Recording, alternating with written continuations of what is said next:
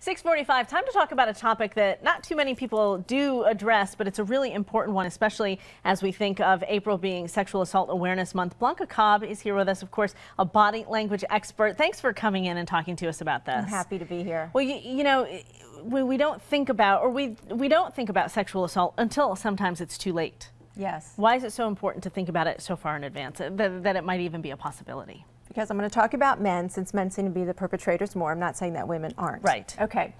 You can get a lot of signs before you even make it into the bedroom. You can get a lot of signs of his intent and the type of person he is in general interactions, at coffee, at dinner, in line to the movies. You can get a sense of how he feels about women and sex. And I was looking at some of the things on your red flag list that we're going to talk about, but yes, some of them are teeny tiny little things that they make are a big difference. Yes. Let's talk about some of those red flags and how let's start with how he talks about women. Yes. So if a man that you're out with starts talking about women in a derogatory manner, he might be talking about past relationships. He could be talking about a friend's ex or just women in general. So if he starts using derogatory comments about women, he's giving you a sense of how he views women.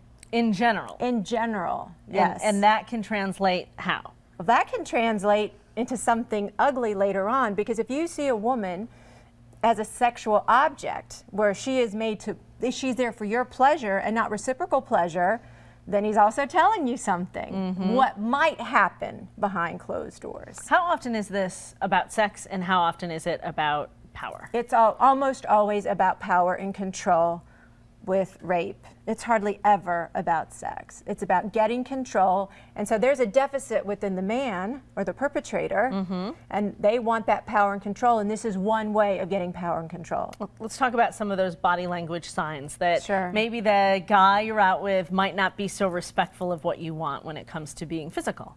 One, invading your personal space. I hate that. Even if you were to do this or move away, turn around, or even say, it's a little too close. However, and he still doesn't listen, he's still in your space, that's a sign. This could happen in public. That is a sign that he may not respect your boundaries in the bedroom. You say even touching you without permission. Touching you without permission. Again, I could touch you, you could move away, pull away, or ask me to step back. If I don't listen, I'm sending you a message. Your boundaries don't matter to me. What I want matters. And even in those early interactions, how he touches you. Yes, that's a really good point you bring up. They can be rough, they can grab you.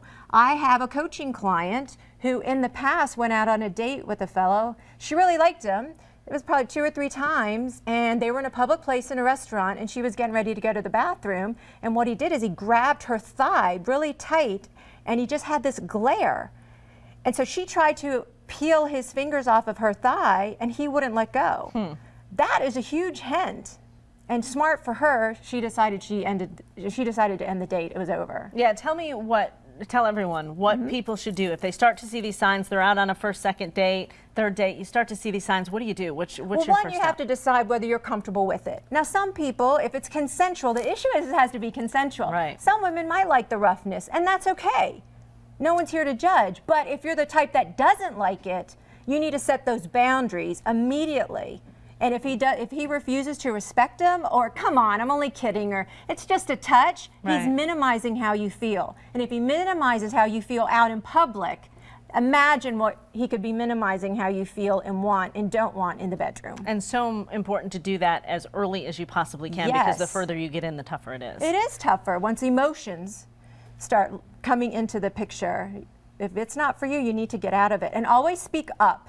And again, it's never your fault, ever, ever. Right. It's on him to respect your boundaries. And if he chooses not to, reconsider. Such good advice, and you gave us so much more that we didn't get to, so I'm going to put it up on our website, WBTV.com, so that you can go and check it out. Thank you so much for coming in, Blanca. We really appreciate it. Good to see you. Thank you. Let's check in with Lindsay and the forecast.